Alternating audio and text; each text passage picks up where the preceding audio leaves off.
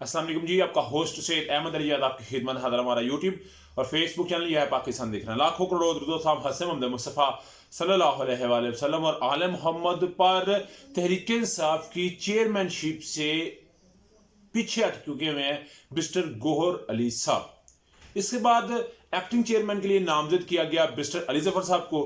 Mister Ali Zafar साहब ने रात के शहजाद इकबाल नया पाकिस्तान जो एक चैनल है उसके अंदर बाकायदा तौर के ऊपर यह बात कह दी है कि मुझसे बेहतर काम मिस्टर गौहर अली साहब कर रहे थे, गौहर अली खान साहब कर रहे थे।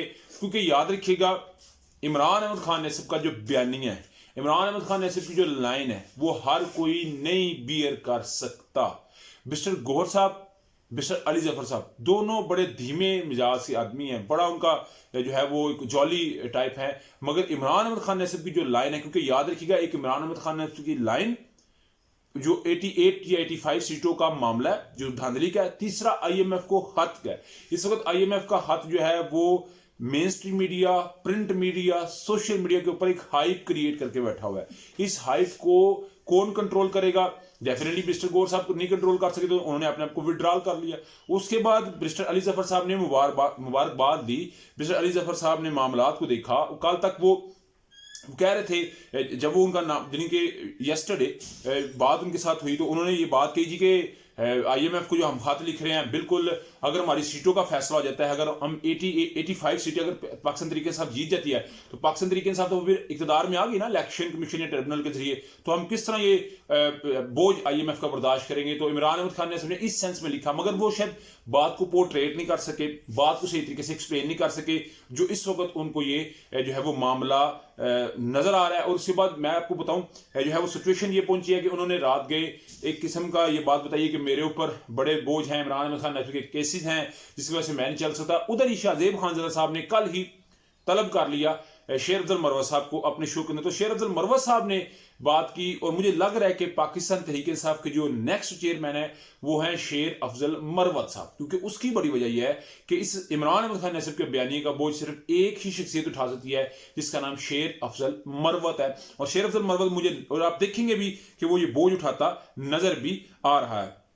मगर डेफिनेटली आज का दिन बड़ा ही अहम तरीन दिन होगा। मे भी तहरीक इंसाफ को बात करें, क्योंकि 3 मार्च को पाकिस्तान के अंदर तहरीक इंसाफ ने अपना इंटर पार्टी इलेक्शन कराने हैं। कोई चेयरमैन होगा तो आगे बात को लेकर निकलेगा ना, मगर ये देखना पड़ेगा। उधर जो 2 डार्क हॉर्स जो हैं वो जरदारी साहब के बड़े करीबी, वो जरदारी के बहुत करीबी। एक को जरदारी साहब अपना बच्चा कहते हैं, कहता बड़ा रिश्तेदार तो मेरा बच्चा है, जिसका नाम सैयद मोहसिन नकवी साहब, और दूसरे अनवारुल्लाह काकड़ साहब। आप जानते हैं स्पीकर, डिप्टी स्पीकर, वजीर आजम, सदर, गवर्नर, तमाम की बनतर बांट तो हो चुकी है। एक ऐसा होता है जिसकी भी बनतर बांट नहीं हुई और वो है चेयरमैन सेनेट। अभी चेयरमैन सेनेट के लिए जरदारी साहब क्योंकि अपना बंदा लाना चाहते हैं और वो अभी सादत संजानी साहब तकरीबन 12 मार्च को चले जाएंगे। जो 2 नाम सामने आए हैं, एक आया है अनवारुल्लाह काकड़ साहब का और दूसरा आया है सैयद मोहसिन नकवी साहब का, कि दोनों में से कोई चेयरमैन सेनेट हो सकता है। ये केयर टेकर थे, इनकी कारकर्दगी को देख के इतना बड़ा जो है ओहदा दिया जा रहा है। और चेयरमैन सेनेट की जो मरात हैं, मेरा ख्याल है वो तो जो है वजीर आज़म पाकिस्तान, सदर पाकिस्तान, सबसे ज्यादा अगर किसी की मरात हैं तो वो इन डार्क हॉर्स की होगी जो कि इस वक्त मैदान के अंदर भागने के लिए बिल्कुल तैयार खड़े। और याद रखिएगा ये जरदारी साहब के लेफ्ट और राइट हैंड है, दोनों में से एक आपको मनसब पे नजर आएगा। उधर जी पंजाब में जिमनी इलेक्शन के लिए एमपी की नशिस्तें हैं और इस पे जिमनी इंतखाब होने जा रहा है। पीपी 32 जहां पे सालब हुसैन साहब जीते थे वहां पे जिमनी इंतखाब होगा।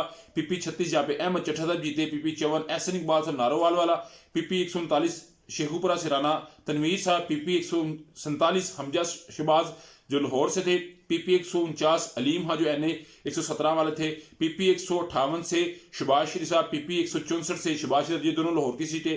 पीपी 266 जेर इल्तवा है क्योंकि मौत डेथ हो गई थी कैंडिडेट की। पीपी 290 अवैस लगारी साहब जो कभी तहरीक इंसाफ के थे, बाद में नून लीग में आ गए। पीपी 22 से सरदार गुलाम अब्बास और पीपी 93 से अमीर शानी जो है वो जो है वो इंतखाबात जिमनी यहाँ पे होगा। और डेफिनेटली ये भी तहरीक इंसाफ समझती है कि इसमें ये भी पता चलेगा था कि 12 के करीब ये सीटें हैं और मुझे लगता है इसमें अगर इंतखाबात ठीक तरीके से होते हैं तो तरीके से इसमें 12 सीटें लेती नजर आएगी। मगर डेफिनेटली मरियम नवाज को टफ टाइम तो नहीं देने देना ना, ये भी सीटें मुझे लगता है नून लीग ही निकालेगी या पीपल्स पार्टी निकालेगी। इलेक्शन कमीशन ने खैबर पख्तूनख्वा खवातीन की 5 मखसूस नशिस्तों की नोटिफिकेशन जारी कर दी है। सुन्नी इत्तेहाद कौंसिल को फिलहाल एट प्रेजेंट 21 नशिस्तें उनकी महसूस बनती है मगर दी नहीं गई। हालांकि कल का दिन था, वो मिल जानी चाहिए थी, और हालांकि जो है वो उनको मिल चुकी हुई है, मुस्लिम लीग नवाज को मिल चुकी हुई है, मगर तहरीक इंसाफ को अगर मिलते हैं तो इसीलिए उन्होंने पंजाब के अंदर अपना कैंडिडेट जो है वो घोड़ा दुलाना ना, मियां असलम इकबाल साहब। मगर इस वक्त सब कुछ जो है वो एक साइड पे इमरान अहमद खान नसब का जो हाथ है, सारी फोकस वहां पे करवाई जा रही है ताकि कुछ मामला से तवज्जो हटे। आपका समझा मुझे लाजमी कारण से शेयर कीजिएगा। अगर आपको वीडियो पसंद है, चैनल को लाइक सब्सक्राइब अपने दोस्तों से शेयर कर दीजिए। नेक्स्ट के लिए होस्ट हो जाए।